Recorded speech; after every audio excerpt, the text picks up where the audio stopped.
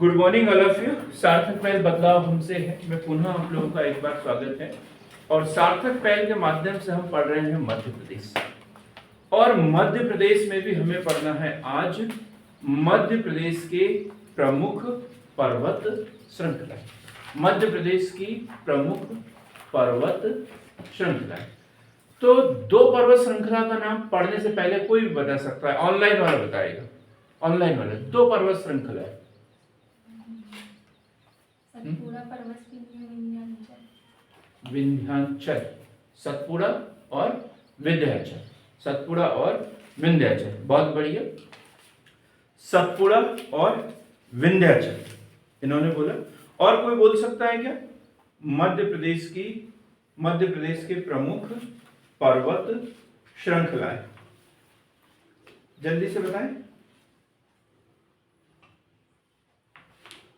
नहीं, सही जवाब इनका सतपुड़ा पर्वत श्रेणी, विंध्याचल। इसको हमें पढ़ना है।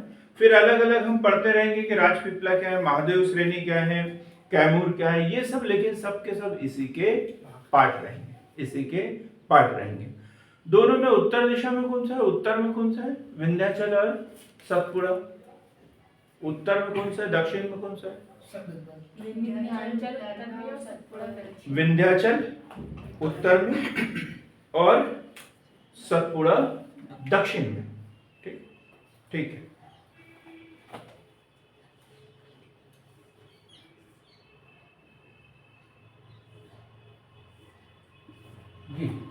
इस तरीके से समानांतर, यहाँ पे नर्मदा नदी घाटी और नीचे ताप्ती नदी घाटी है ना। ये विंध्याचल, ये सतपुड़ा पर्वत श्रृंखला, यह नर्मदा नदी घाटी और नीचे ताप्ती नदी घाटी। तीन पार्ट में हम इसको अलग अलग डिवाइड करके पढ़ेंगे। तो सबसे पहले पढ़ते हैं हम सतपुड़ा, ये वाला सतपुड़ा पर्वत श्रेणी। तीन भाग पढ़े थे अपन ने, ये दोनों मिला के पूर्वी कहलाता है और ये पश्चिमी। पश्चिमी भाग को क्या कहते हैं? राजपीपला, महादेव और ये मैकर, ये दोनों मिलाकर क्या कहलाता है? पूर्वी सतपुड़ा। और ये क्या कहलाता है? पश्चिमी सतपुड़ा। और क्या होता है इसकी ऊंचाई? कल हमने पढ़ा था किधर ज्यादा होती है किधर कम होती है। उससे पहले एक बात बता दूं, अभी जो मेंस का एग्जाम चल रहा है इसके लिए हमने टेस्ट सीरीज शुरू की हुई है, और उसका विधिवत टाइम टेबल किस तारीख को किस यूनिट का, किस तारीख को किस पार्ट का, किस तारीख को किस पेपर का कौन सा भाग होगा, विधिवत मैंने एक श्रृंखला बनाई है। तो आप सभी लोग, चाहे वो प्री की तैयारी कर रहे हो, मेंस की तैयारी कर रहे हो, उस वीडियो को अवश्य देखें, उसको लाइक करें, कमेंट करें उसके ऊपर कि ये क्या हमारे सिलेबस को एक बार, दो बार, तीन बार कंप्लीट करने में सक्षम है या नहीं। क्योंकि अक्टूबर में मेंस है 30 अक्टूबर से, तो तब तक हमें 3 बार हमारा सिलेबस जो है वो कंप्लीट करना है। तो हमने कोशिश की है बहुत अच्छे तरीके से इस एक टेस्ट सीरीज को डिजाइन करने की। यदि आपको ऐसा लगता है कि इसमें कुछ संशोधन कर सकते हैं तो आप कमेंट में मुझे अवश्य बता सकते हैं। तो सबसे पहले लेते हैं हम सतपुड़ा पर्वत श्रेणी।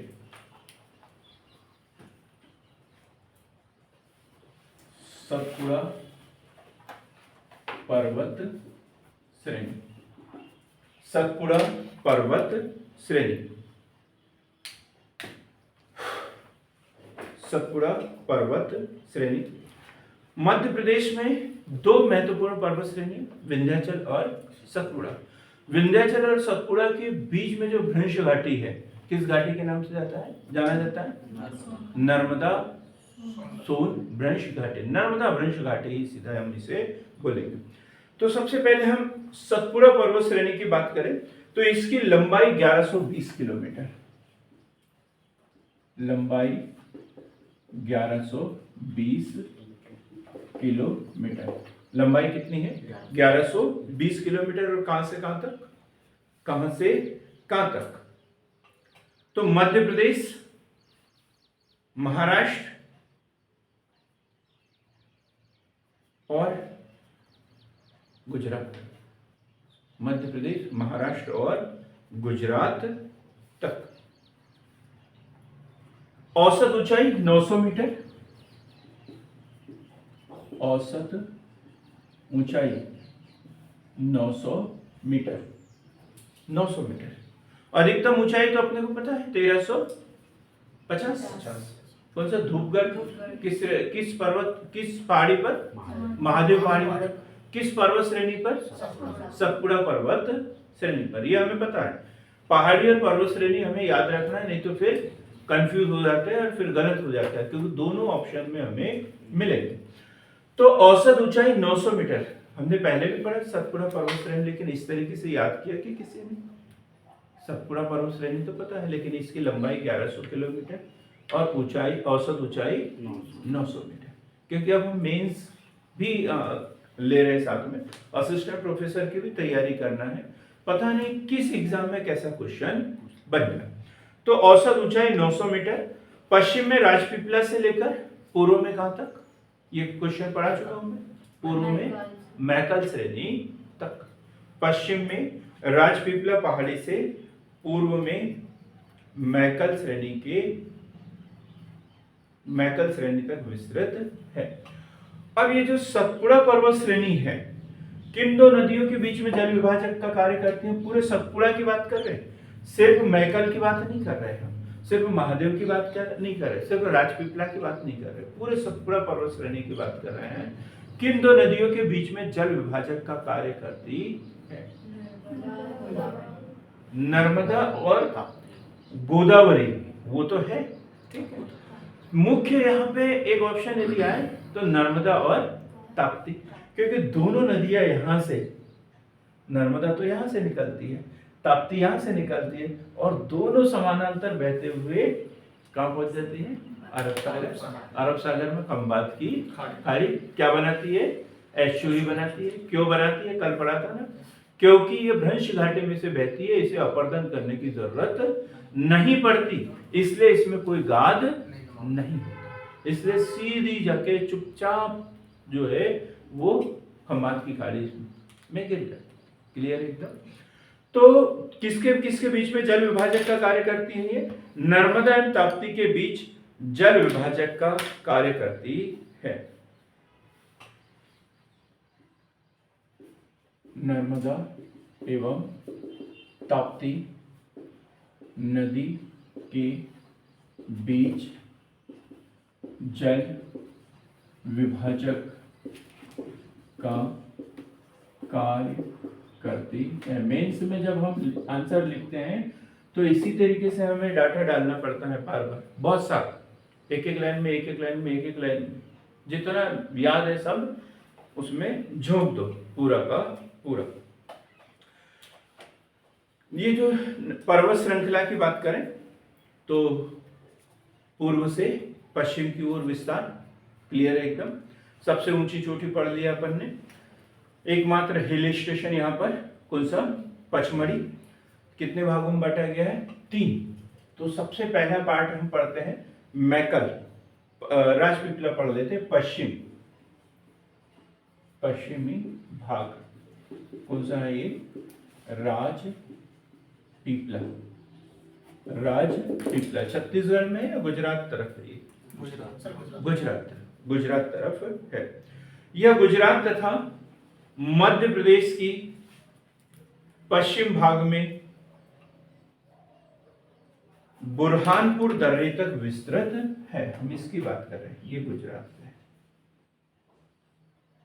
कहां तक विस्तृत है? ये बुरहानपुर दर्रे तक विस्तृत है। गुजरात से लेकर मध्य प्रदेश के बुरहानपुर दर्रे तक स्थित है, याद रखना है, बुरहानपुर दर्रे तक स्थित है।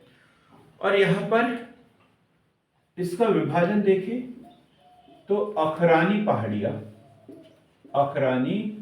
यदि इतना सा क्वेश्चन बन जाए 3 नंबर में मेंस में, अखरानी पहाड़ियां, तो क्या उत्तर लिखेंगे? राष्ट्रीय नहीं, क्या विजयश्री आप बताएं? हाँ, एक ही बात है, आप समझ गए ना। हाँ बोलिए। देखो आपने ध्यान कहीं और दिया ना, कि अपने नाम पर ही ध्यान दिया, जबकि मैंने पूछा था अखरानी पहाड़ियों को क्या लिखेंगे मेंस में यदि आए। सर ये पश्चिमी भाग में, पश्चिम भाग में है ना। और सतपुड़ा पर्वत श्रेणी के पश्चिमी भाग में, सतपुड़ा पर्वत के पश्चिम भाग में अखरानी पहाड़ियां राजपीपला श्रेणी का हिस्सा। बस ऐसा हमें लिखना पड़ेगा। अखरानी पहाड़ियां, बड़वानी पहाड़ियां, बड़वानी पहाड़ियां, बीजागढ़, बीजागढ़ पहाड़ियां, और एक और पार्ट है बुरहानपुर। बुरहानपुर में कौन सी पहाड़ियां हैं? असीरगढ़, असीरगढ़ पहाड़ियां, असीरगढ़ पहाड़ियां। अब यदि एक बार क्वेश्चन पूछ लिया था निम्नलिखित में से कौन से पर्वत सिर्फ और सिर्फ एक ही राज्य में स्थित है, और उसमें था कौन सा? अजंता। वो कहाँ है? महाराष्ट्र में। अब यदि यहाँ क्वेश्चन बन जाए निम्नलिखित में से कौन सा पार्ट सिर्फ और सिर्फ मध्य प्रदेश में है, और इसमें ये दिया रहेगा, ये दिया रहेगा, ये दिया रहेगा, एक आध और कुछ दे दिया रहेगा, तो फिर कौन सा होगा? महादेव। कौन सा होगा? महादेव। क्योंकि मैकल जो है वो छत्तीसगढ़ से लगा हुआ है, और राजपीपला जो है वो गुजरात से लगा हुआ है, और जो महादेव है वो सिर्फ और सिर्फ मध्य प्रदेश में स्थित है। सर इस बार की प्री में भी अखरानी और मथुरा आई थी सर, पहाड़ी साइड आई थी, जी सर। ठीक है, मथुरा अच्छी बात है। तो अखरानी पहाड़ियां, बड़वानी पहाड़ियां, बीजागढ़ पहाड़ियां, असीरगढ़ पहाड़ियां, असीरगढ़ पहाड़ियां। अब हम पढ़ेंगे पूर्वी सतपुड़ा श्रेणी या महादेव श्रेणी पढ़ते हैं। महादेव श्रेणी, महादेव श्रेणी।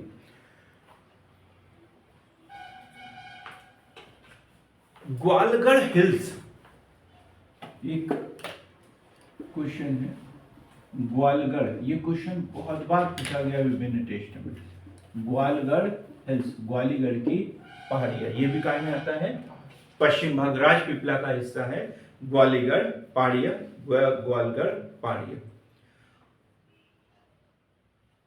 असीरगढ़ इसी में है, और क्या बोलते हैं असीरगढ़ को?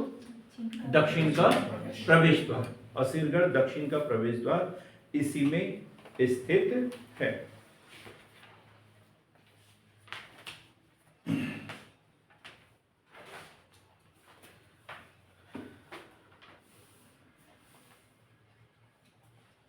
कटी-फटी है इसकी जो रचना है, कटी-फटी, कटी-फटी।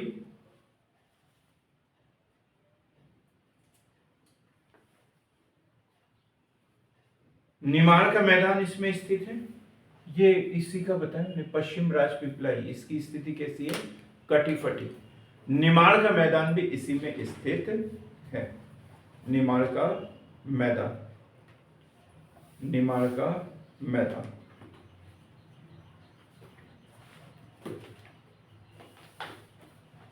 अब हम बात करते हैं महादेव श्रेणी। महादेव श्रेणी, सतपुड़ा श्रेणी का मध्य भाग,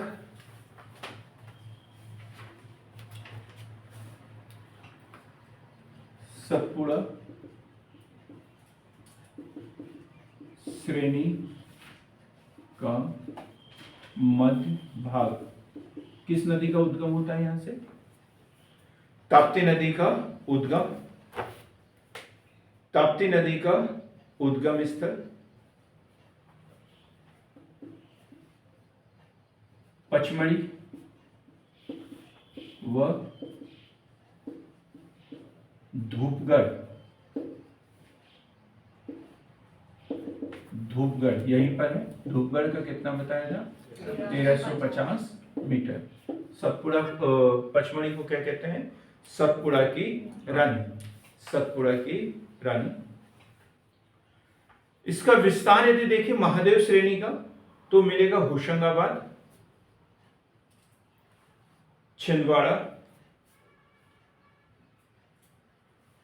होशंगाबाद, छिंदवाड़ा, नरसिंहपुर, सिवनी, नरसिंहपुर, सिवनी। बैतूल गाय में आएगा फिर? बैतूल महादेव में आता है, इसी में आएगा सर। हाँ, बैतूल की शुरुआत इससे होती है, लेकिन बाकी वाला पार्ट जो है वो काय में आता है? पश्चिमी राजपीपला में, क्योंकि खंडवा और ये इससे लगा हुआ पार्ट जो है बुरहानपुर से लगा हुआ, भैंसदेई वाला जो है वो महादेव में नहीं आता, वो राजपीपला वाले में आता है। लेकिन इधर वाला जो पार्ट है जो छिंदवाड़ा से लगा हुआ है वो काय में आता है? महादेव में आता है। यदि ये ताप्ती नदी का उद्गम स्थल क्या पढ़ते हैं? वर्धन, महादेव पहाड़ी, मुल्तापी, ये सारी बातें इसमें हम याद रखेंगे। जहां जैसा पूछा वहां पे उसका उत्तर देखते रहेंगे। और यदि ऑप्शन में यदि हमारे पास पश्चिम भाग राजपीपला आता है तो भी उसको डाउट नहीं करेंगे और उसको क्लिक कर देंगे, क्योंकि बैतूल का 90% भाग काय में आता है? राजपीपला में आता है, राजपीपला के अंतर्गत आता है। पूर्वी सतपुड़ा क्षेत्र में कोयले का संकेंद्रण पाया जाता है। कोयले का संकेंद्रण पाया जाता है। पूर्वी सतपुड़ा में कोयले का संकेंद्रण पाया जाता है। सर्वोच्च शिखर धूपगढ़ सबको पता है, ये हम इसकी बात कर रहे हैं। ये धूपगढ़ है, 1350 मीटर। धूपगढ़ 1350 मीटर। इसमें धूपगढ़, पचमढ़ी, चौरागढ़, नंदीगढ़,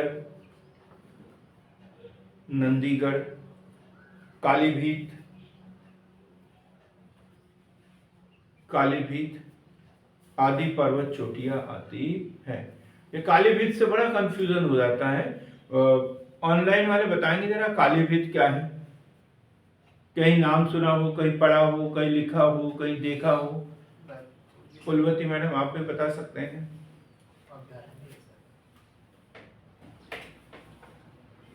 और भी कोई बता सकता है? ऑनलाइन वाले इतने 25 लोग दिख रहे हैं मुझे। हाँ, जयंत कुमार जी, गुड मॉर्निंग, नमस्कार। अभ्यारण्य पेड़ कहां पर है ये? ठीक है, कालीभीत पहाड़ी है और उसके बीच में बसा है एक अभ्यारण्य। दोनों चीजें हैं, और दोनों का यदि पूछा जाए तो बैतूल में है, कालीभीत भी और अभ्यारण्य। कालीभीत पहाड़ियां भी और अभ्यारण्य भी। ये क्वेश्चन बन जाए तो बैतूल वालों को नहीं पता रहता है ना, दूसरों को पता रहता है, बैतूल वालों को पता नहीं रहता, कि हम लोग कम पढ़ने लिखने वाले लोग हैं ना इधर के। जरा तो कौन कौन सी पहाड़ियां बताई इसमें मैंने, फिर से देखिए एक बार। धूपगढ़, पचमढ़ी, चौरागढ़, नंदीगढ़ और कालीभीत। सबसे ऊंची चोटी तो पता है, सबसे ऊंची चोटी कौन सी है इसकी? धूपगढ़, सबसे ऊंची चोटी धूपगढ़। अब हम बात करते हैं मैकल, तीसरे नंबर पे मैकल श्रेणी। सबसे सतपुड़ा का सबसे पूर्वी भाग कहां से लगा हुआ है? ये छत्तीसगढ़ से लगा हुआ है।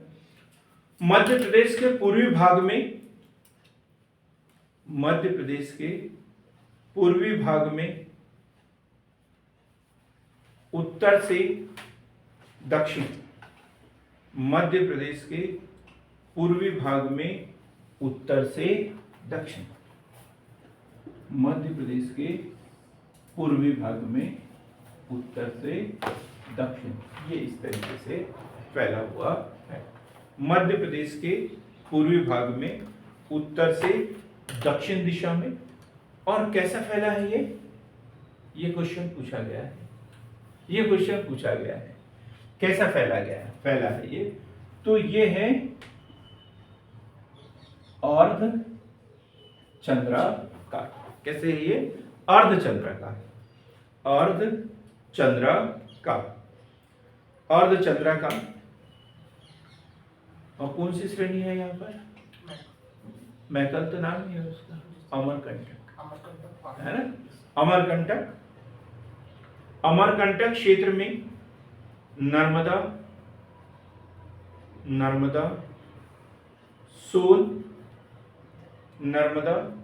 सोन व जोहिला नदियों का उद्गम स्थल है। नर्मदा सोन व जोहिला नदियों का उद्गम स्थल है। एक घाटी और है यहाँ पर जिसको लेकर विवाद भी है, किरार घाटी। किरार घाटी है यहाँ पर, किरार घाटी। अचानकमार अभ्यारण्य, और क्या चीज है अचानकमार?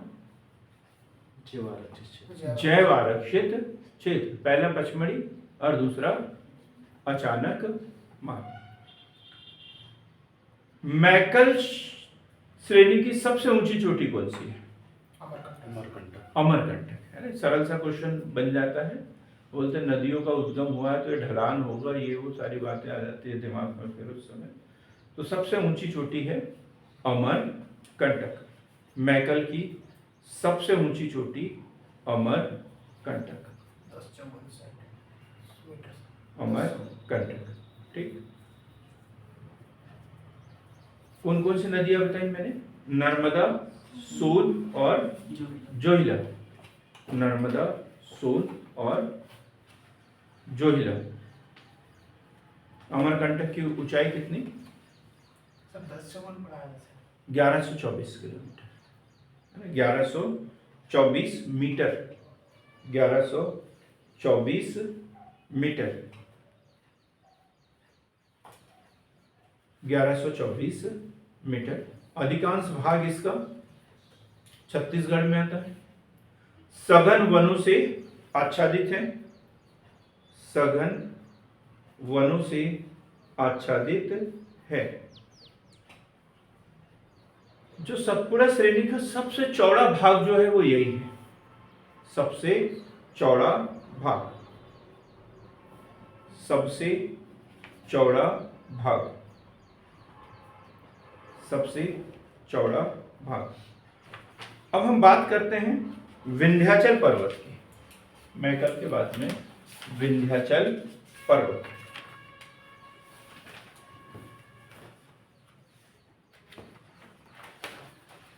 विंध्याचल पर्वत मालवा के पठार वाला विंध्याचल पर्वत। कितने भागों में बांटा गया है इसे? विंध्याचल को 3 श्रेणियों में। तो सबसे ऊपरी भाग कौन सा होगा? कैमूर, और ये वाला भांडेर।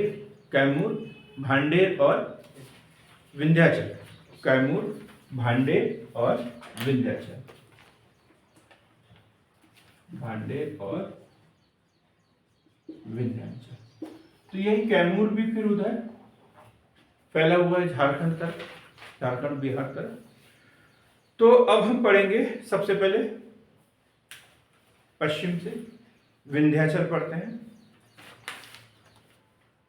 विंध्याचल यह पश्चिम भाग, इसके अंतर्गत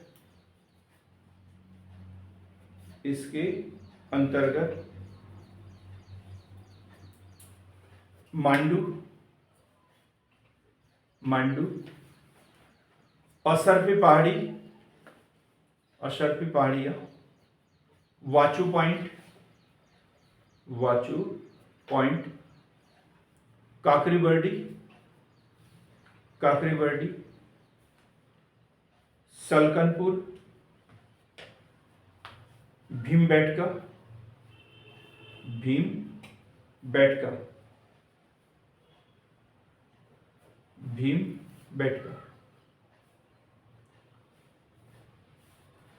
कौन सी नदी बहती है इधर से? विंध्याचल से। क्षिप्रा के बारे में पढ़ा, चंबल नदी उद्गम इधर से ही होता है। अब हम दूसरा पार्ट पढ़ेंगे भांडेर,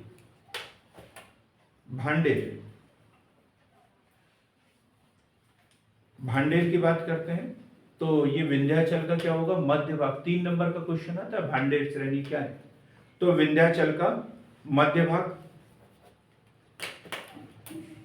कौन सी श्रेणी आएगा भांडेर में, सबसे ऊंची चोटी कौन सी है, सिद्ध बाबा। इसकी सबसे ऊंची चोटी गुडविल पीक,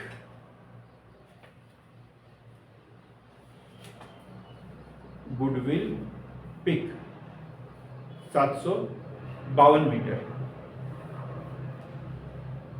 किस जिले में स्थित है, दमोह जिले, दमोह जिले में, दमोह जिले में 752 मीटर, 752 मीटर स्थित है। फिर कैमूर की बात करते हैं। कैमूर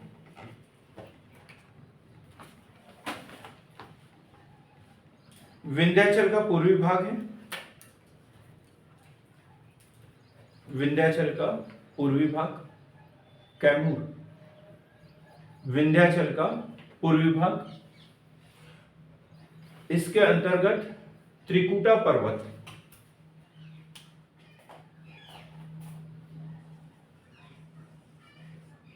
त्रिकुटा पर्वत,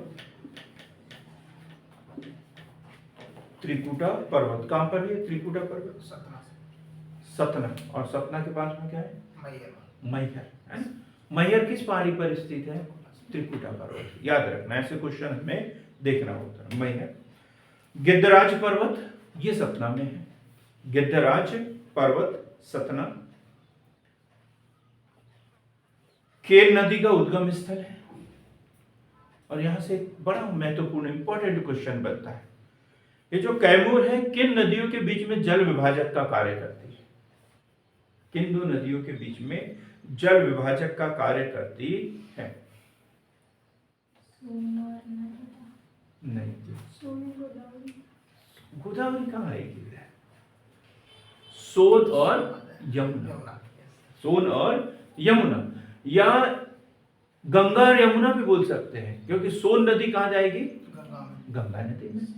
तो सोन और यमुना नदी के बीच में जल विभाजक का कार्य करती है। दोनों उत्तर की ओर बहती है, और एक तरफ का जो जल है वो यमुना नदी में जाता है, और दूसरी तरफ का सोन नदी में, और सोन नदी के माध्यम से गंगा नदी।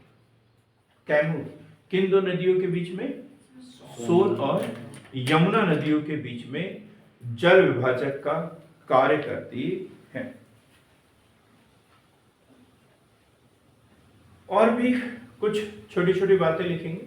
यहाँ की विंध्याचल पर्वत, पूरे विंध्याचल पर्वत की बात करें तो सिगार चोटी, सिगार चोटी किस क्षेत्र में आती है, ये मालवा में 1181 मीटर, मालवा की सबसे ऊंची चोटी। 881 मालवा की सबसे ऊंची चोटी। भांडेर पर्वत, भांडेर पर्वत की सबसे ऊंची चोटी कौन सी, सिद्ध बाबा है, कहां पर, दतिया। भांडेर पर्वत की ऊंची चोटी कौन सी है, सिद्ध बाबा, दतिया में, दतिया में।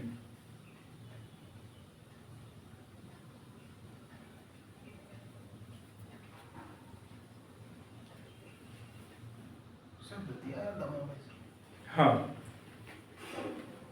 बिल्कुल सही क्वेश्चन है जयंत कुमार आपका। मैं भी थोड़ा सा इसमें कंफ्यूज हो गया था, देखने दे। ये भांडेर श्रेणी, अमरदीप तुम्हें समझ में नहीं आया क्या, बड़े स्लो आदमी।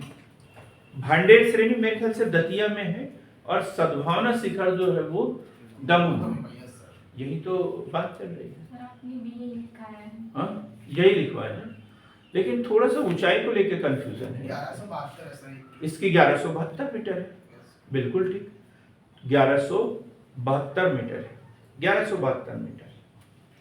तो अब ये है कि भांडेर श्रेणी की बात करें तो भांडेर श्रेणी की सबसे ऊंची चोटी कौन सी होगी, कौन सी होगी, नहीं, ये जो अभी हम पढ़ रहे हैं, तो भांडेर श्रेणी की सबसे ऊंची चोटी सिद्ध बाबा 1172 मीटर, 1172 मीटर। इसे ठीक करेंगे थोड़ा सा। ये जो भांडेर श्रेणी है पन्ना, छतरपुर, दतिया आदि जिले में आता है और दतिया जिले में है ये। और सबसे ऊंची चोटी यदि भांडेर की बात करें तो कौन सी होगी?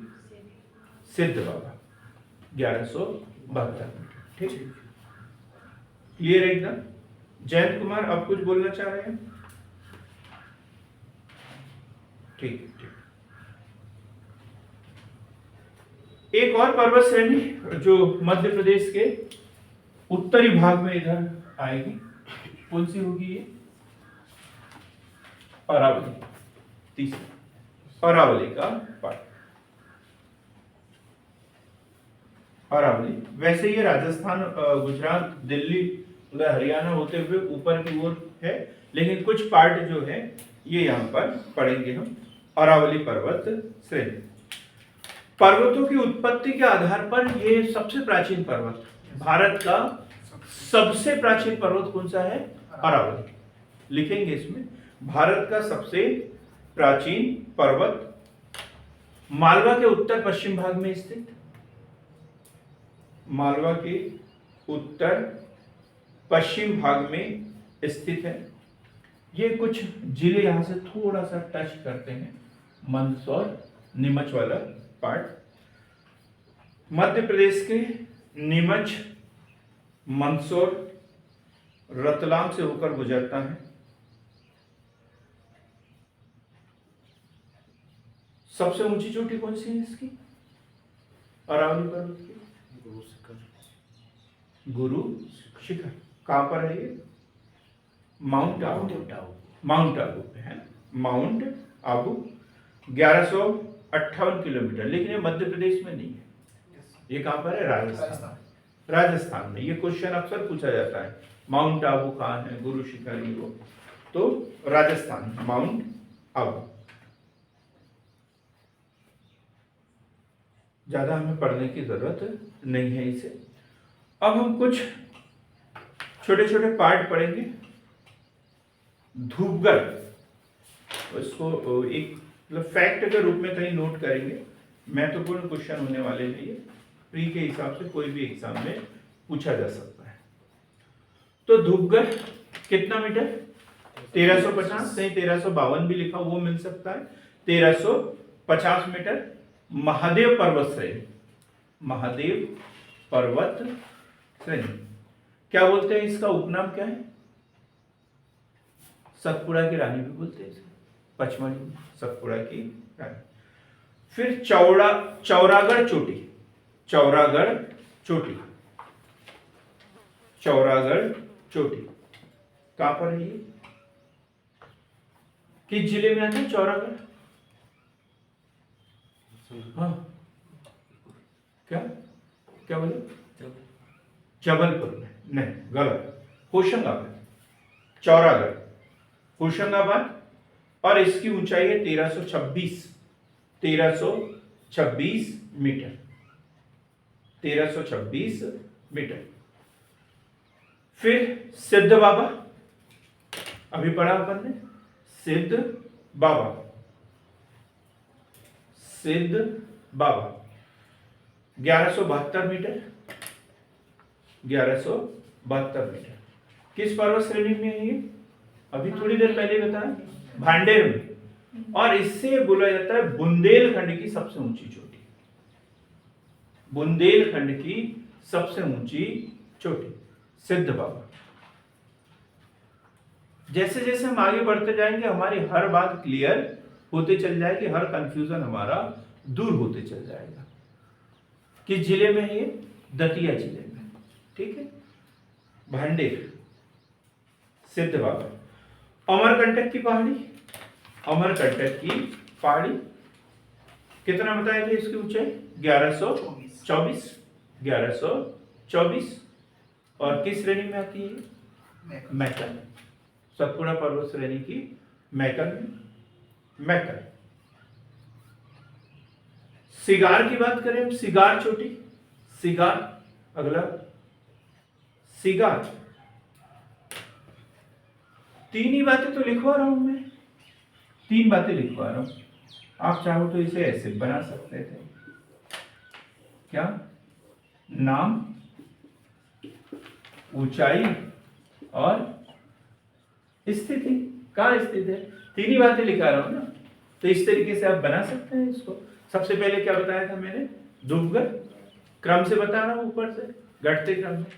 धूपगढ़, ऊंचाई कितनी? 1352 मीटर। कहां पर स्थित बताया? महादेव पर्वत। दूसरा क्या बताया? चौरागढ़, 1326 मीटर। कहां पर? होशंगाबाद। फिर सिद्ध बाबा, 1172 मीटर। कहां स्थित है ये? भांडेर श्रेणी, बुंदेलखंड की सबसे ऊंची चोटी, दतिया में।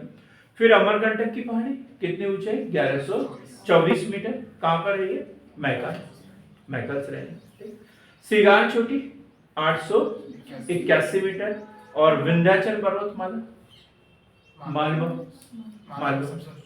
मालवा की सबसे ऊंची चोटी, मालवा की सबसे ऊंची चोटी, मालवा की सबसे ऊंची चोटी इंदौर में है। बिल्कुल सही, इंदौर में है। काकरी, बर्डी, ये सब उस दिन पढ़ा था हमने। अब है जानापाऊ पहाड़ी, 854 मीटर। किस पर्वतमाला के अंतर्गत आता है? विंध्याचल। विंध्याचल, और कहां पर है ये? इंदौर, मालवा इंदौर में। इसी प्रकार धार की पहाड़ी, धार की पहाड़ी 828 मीटर, 828 मीटर।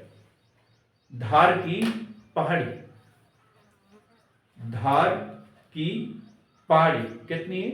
828 मीटर। कहां पर है ये? विंध्याचल पर्वतमाला में। किस जिले में होगा ये? धार। धार। एक सरल सा क्वेश्चन पूछा था मैंने एक दिन, बड़ा सरल सा क्वेश्चन। प्रिय मैथ्स वाले हैं यार? नमस्ते। और कौन है मैथ्स वाला? आप भी है क्या? आपको तो गुड मॉर्निंग बोलना पड़ेगा। आप भी है? क्या बात है। माना कि 18 साल की लड़की है, उसके पिता का नाम क्या है? बताइए, सरल सा क्वेश्चन पूछा। माना कि 18 साल की लड़की है, उसके पिता का नाम क्या है? क्या है? 18 साल। हाँ, आप बताएं। जयंत कुमार जी। माना है ना, नाम तो बता दिया मैंने।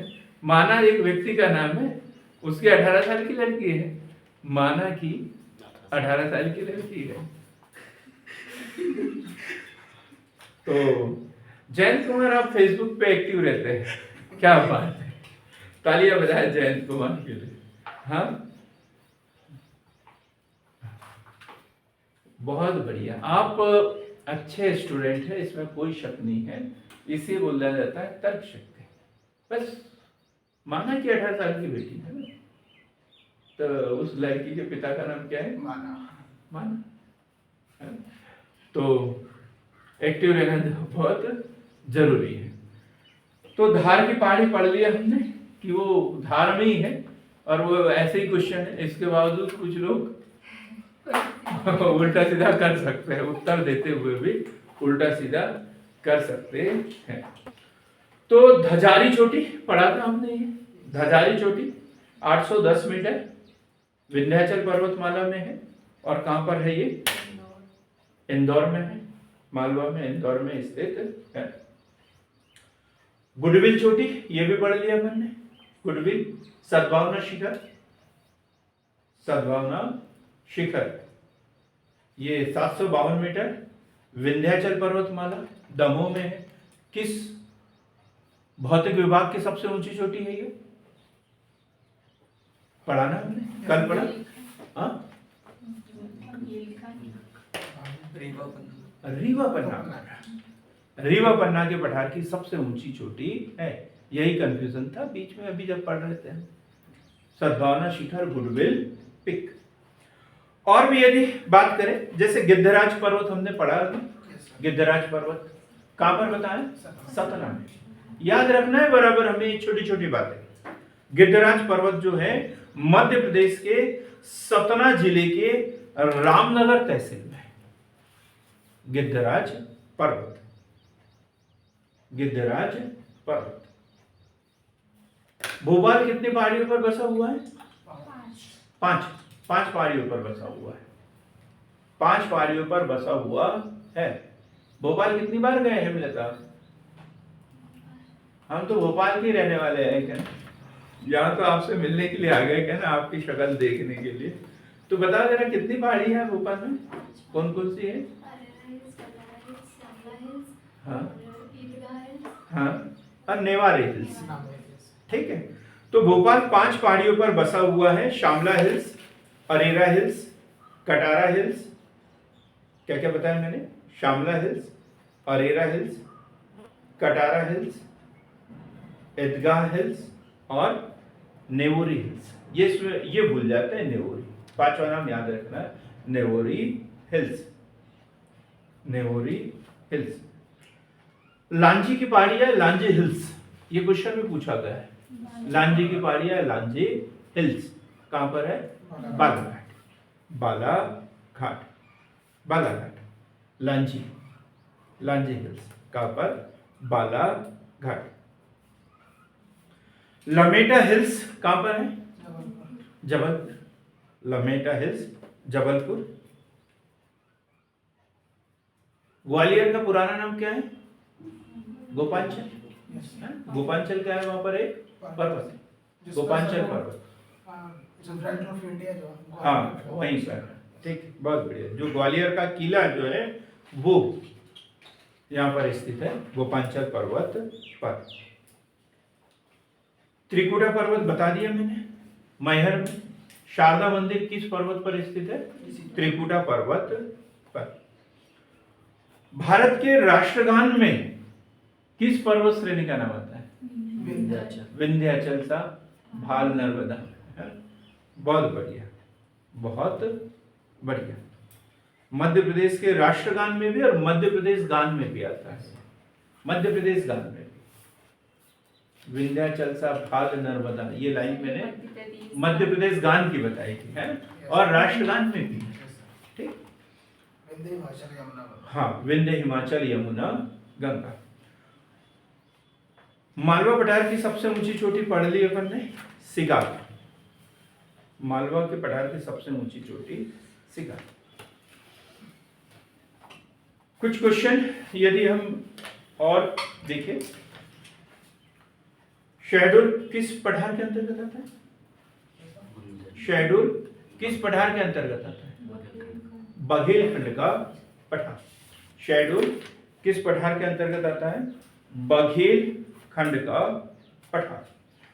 भूवैज्ञानिक संरचना की दृष्टि से सबसे प्राचीन चट्टानें कौन सी होती हैं? हम इसी पार्ट को पढ़ने वाले हैं, इसी पार्ट को पढ़ने वाले हैं।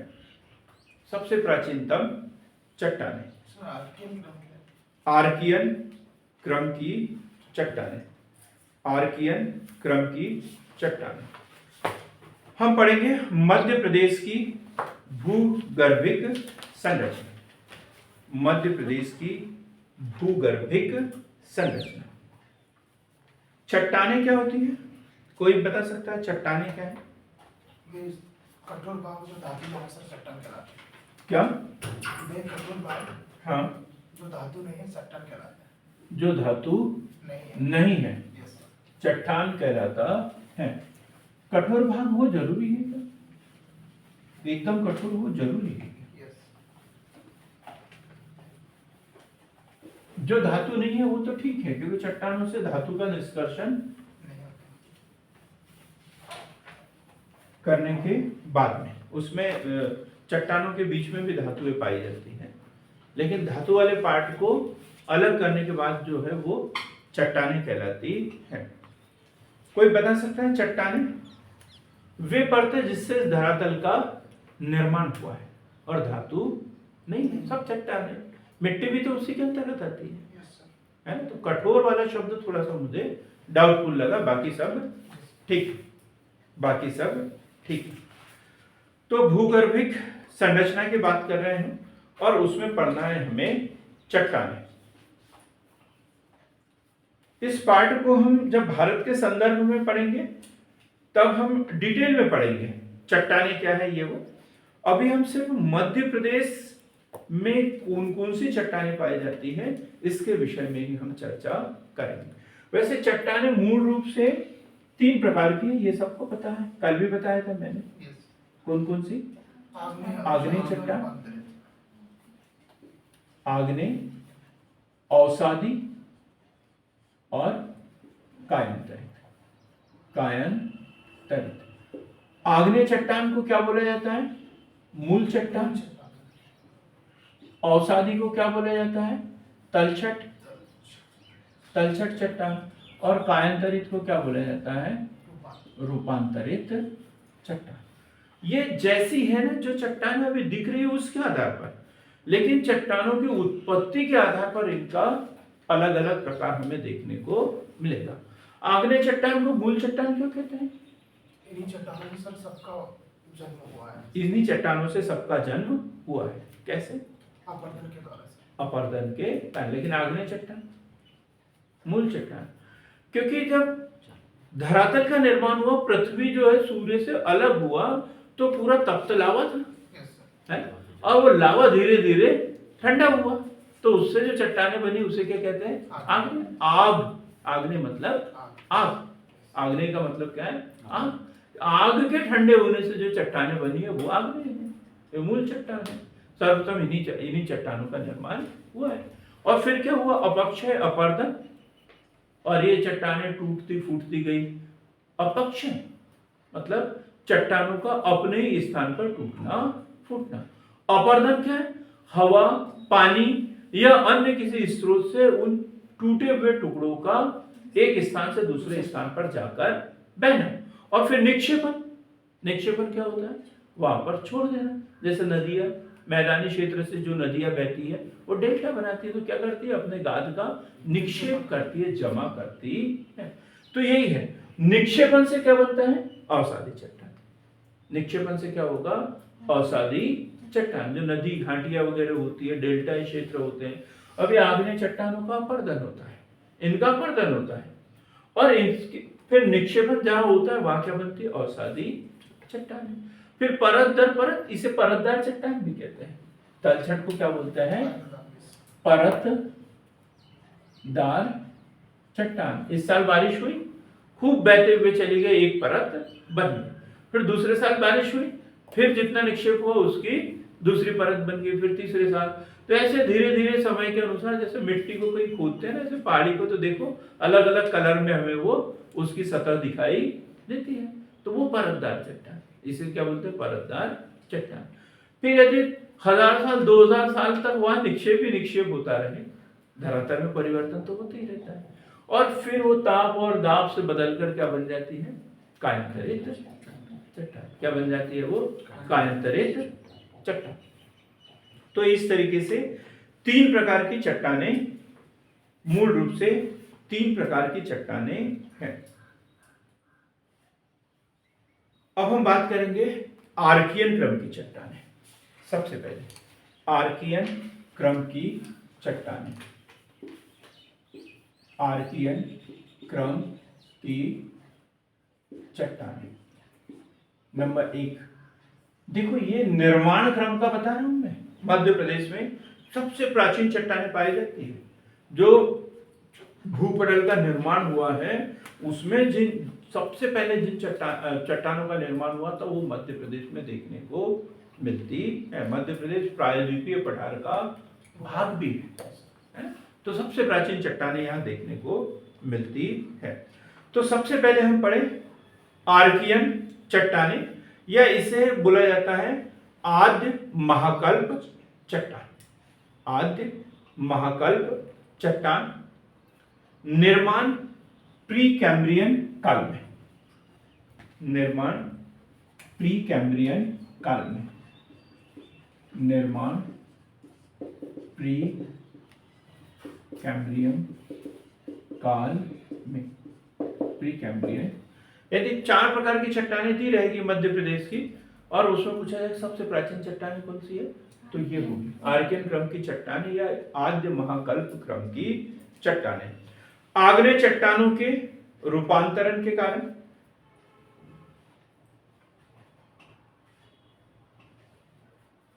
नीस व शिस्ट का निर्माण हुआ है। नीस व शिस्ट का निर्माण हुआ है। जीवाश्म का अभाव पाया जाता है। जीवाश्म का अभाव पाया जाता है। क्वेश्चन बनता है किन चट्टानों में जीवाश्म पाए जाते हैं? तो ये अवसादी चट्टानों में जीवाश्म पाए जाते हैं, जैसे कोयला वगैरह, पेट्रोलियम वगैरह, ये सब जीवाश्म है। और ये कहाँ पाए जाते हैं? अवसादी चट्टान में पाए जाते हैं। आग्नेय चट्टानों में नहीं पाए जाते, क्योंकि वो तो आग है, कुछ बचेगा नहीं, सब खत्म, जल जाएगा सब कुछ, उसमें नहीं पाया जाता। इतनी कठोर होती है और रंध्री होती है, और रंध्री मतलब वहां पे पानी भी उसमें नहीं रिस सकता, तो वहां कुछ भी नहीं पाया जाता, बहुत कठोर होती है। तो ये कहाँ पाए जाते हैं? बुंदेलखंड, बुंदेलखंड, बुंदेलखंड। जिलों की बात करें तो टीकमगढ़, निवाड़ी, दतिया, शिवपुरी। देखो कितनी बार रिवीजन हो रहा है ना हमारा, हर जगह पढ़ते हैं। मैंने पहले भी बोला था कि हम एक एक इसको पढ़ेंगे और हमारा कंप्लीट होते चल जाएगा, पूरा सिलेबस कंप्लीट होते चल जाएगा, रिवीजन भी होते चल जाएगा। अब बुंदेलखंड में कौन कौन से जिले आते हैं इसके बारे में किसी को डाउट ही नहीं रहा, तीसरी बार चौथी बार रिवीजन हो गया। अब हम पढ़ेंगे धारवाड़ क्रम की चट्टानें, दूसरे नंबर पे धारवाड़, धारवाड़ क्रम की चट्टानें, धारवाड़ क्रम की चट्टानें। आग्नेय चट्टानों के अपक्षय, अपर्दन व निक्षेपण से, निक्षेपण से, निक्षेपण से। पहले क्या होता है? अपक्षय, तो उसके बाद अपर्दन और उसके बाद निक्षेपण। यदि इसी को ये तीनों चारों को आसपास दे दिया जाए और बोला जाए इसको क्रम से जमाए, तो आपको ऐसे जमाना पड़ेगा। सबसे पहले अपक्षय, अपर्दन और फिर निक्षेपण और फिर रूपांतरण। फिर क्या होगा? रूपांतरण। अब ये चट्टानों में चौथी स्थिति भी हो गई रूपांतरण की। तो इसमें फिर अब बताओ जीवाश्म पाए जाएंगे या नहीं पाए जाएंगे? रूपांतरण हो गया ना इसका।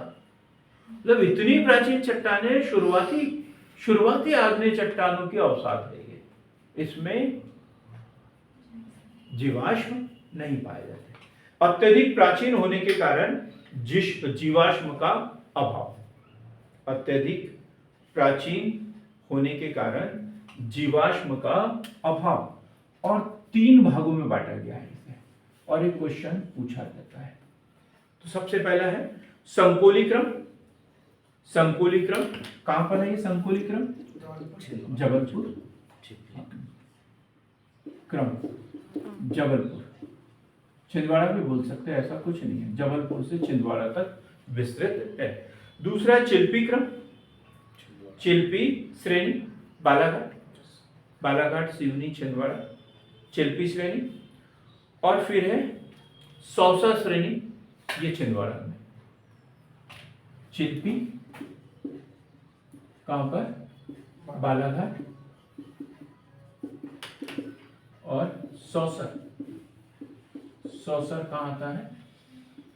छिंदवाड़ा। मतलब कुल मिला के कहां से कहां तक? जबलपुर से छिंदवाड़ा तक। इस एरिया में कौन से क्रम की चट्टानें? धारवाड़ क्रम की चट्टानें, धारवाड़ क्रम की चट्टानें। जीवाश्म का अभाव बता दिया मैंने। ये मुख्य रूप से दक्षिणी मध्य प्रदेश में, ये पूरे एरिया कौन सा कहलाता है? दक्षिणी मध्य प्रदेश। इसको एक बीजावर श्रेणी भी बोला जाएगा, संकोली क्रम को बीजावर श्रेणी भी इसी में आएगा। और बीजावर श्रेणी कहां पर? जबलपुर। बीजावर श्रेणी कहां पर? जबलपुर में। भेड़ाघाट जिसे बोला जाता है, ये सब बीजावर श्रेणी के अंतर्गत। सर्वाधिक खनिज पाए जाने के कारण समृद्ध चट्टानें, समृद्ध चट्टानें। धारवाड़ वैसे कहां पर पाया जाता है? कर्नाटक का एक जिला है और उसी के नाम पर इन चट्टानों का नाम क्या पड़ा है, धारवाड़। फिर एक कुड़प्पा,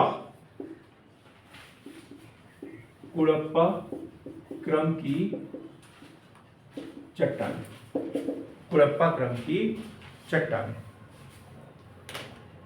सबसे पहले ये चट्टानें बनी, इसका अपर्दन निक्षेपण हुआ तो ये बना, फिर इनका भी अपर्दन और निक्षेपण होगा तो फिर क्या बनेगी, कुड़प्पा। ठीक है, लिखेंगे धारवाड़ क्रम की चट्टानों के अपर्दन से निर्माण, अपर्दन से निर्माण,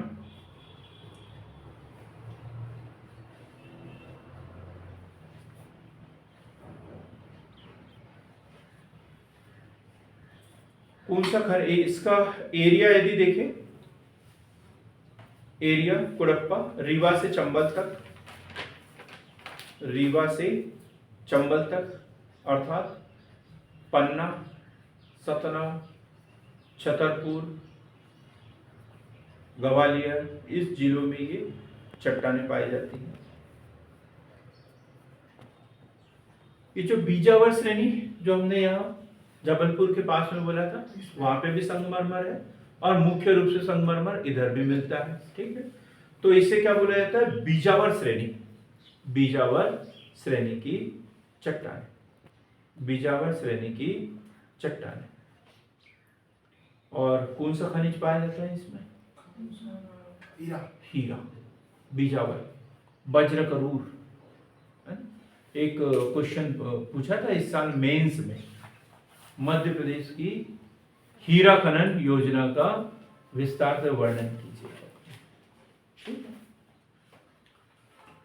कौन सा, ये कुड़प्पा क्या चीज है, आंध्र प्रदेश का एक गांव है।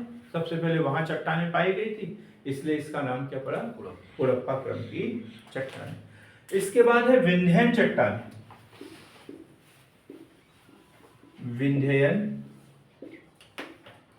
चट्टान, विंध्यन चट्टान, विंध्यन परतदार चट्टानें हैं, विंध्यन परतदार चट्टानें। कैमूर, भांडेर, कैमूर, भांडेर, सोन घाटी, रीवा श्रेणी, रीवा श्रेणी में ये जो चट्टानें होती है ना विंध्यन, ये भवन निर्माण सामग्री की चट्टानें बोली जाती है, भवन निर्माण सामग्री की चट्टानें, विशेष रूप से चूना पत्थर वगैरह इसमें पाया जाता है, लाल बलुआ पत्थर, चूना पत्थर, संगमरमर, चीनी मिट्टी, ये सब इसमें देखने को मिलता है। और इन सब का उपयोग क्या में होता है, भवन निर्माण में होता है। तो यदि क्वेश्चन बन जाए भवन निर्माण की दृष्टि से सबसे अच्छी चट्टानें कौन सी होती है, तो विंध्यन श्रेणी की चट्टानें। और कौन सा उद्योग विकसित होगा इस क्षेत्र में, फिर टाइल्स उद्योग, सीमेंट उद्योग, सीमेंट उद्योग, संगमरमर उद्योग, ये सब इसमें आएगा। सीमेंट उद्योगों का विकास इन्हीं क्षेत्रों में होता है।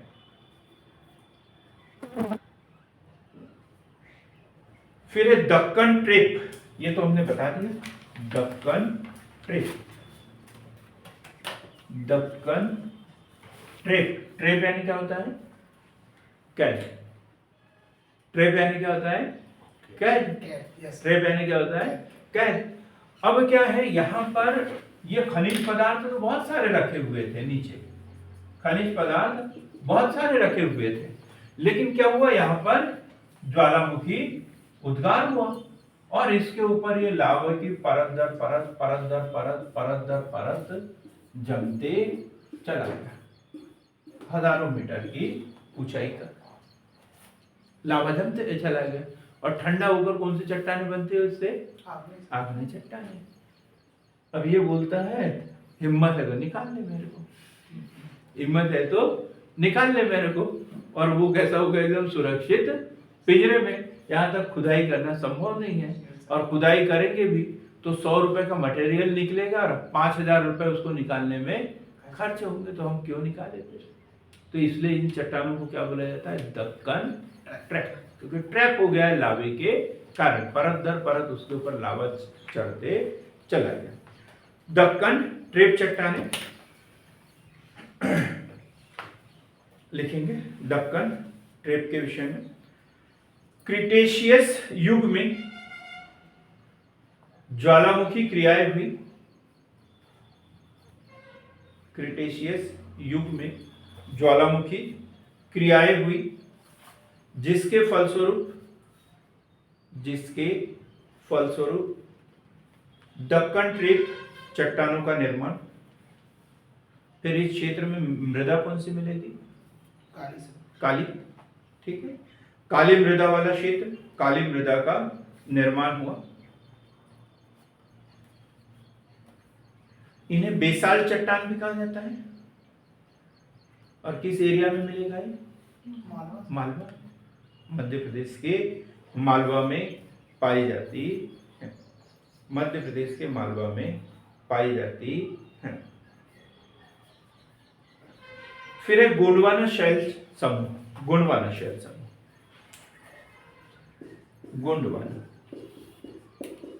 गोंडवाना शैल समूह। शैल और चट्टान दोनों एक ही बात है।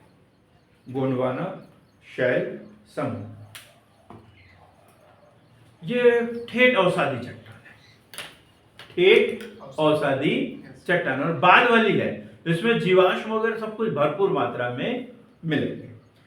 तो गोंडवाना क्रम की चट्टान कार्बेनिफेरस युग से जुरैसिक युग तक काय के लिए प्रसिद्ध है ये? कोयला, कोयले से भरपूर, कोयला खनिज से भरपूर, और विशेष रूप से पेंच घाटी, सोन घाटी,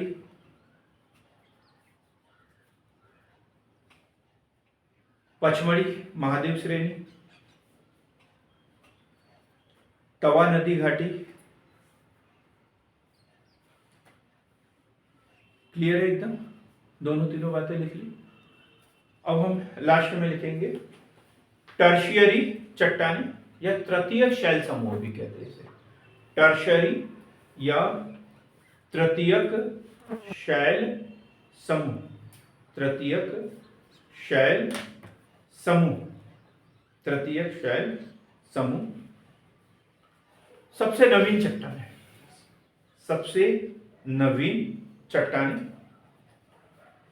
नदी घाटी में पाई जाएगी।